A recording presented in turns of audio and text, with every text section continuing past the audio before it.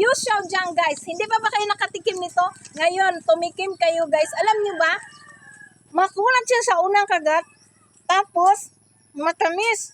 At doon nyo mararamdaman ang anghang nito guys pag naandyan na sa bibig nyo, nginunguya nyo.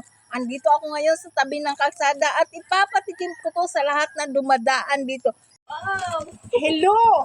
Sa mga nagkikrib dyan ng Yu Xiaojiang, ito nga yung kapitbahay ko. Patikmin ko nito kung anong lasa nito. Yu Xiaojiang. Ay! Tomi!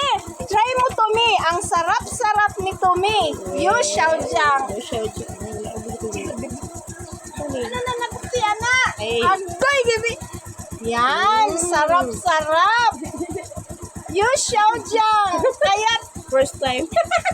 yan, first time siya guys pagtikim ng Yu Xiaojiang ngayon guys. Check out na to my Yellow Biscuit.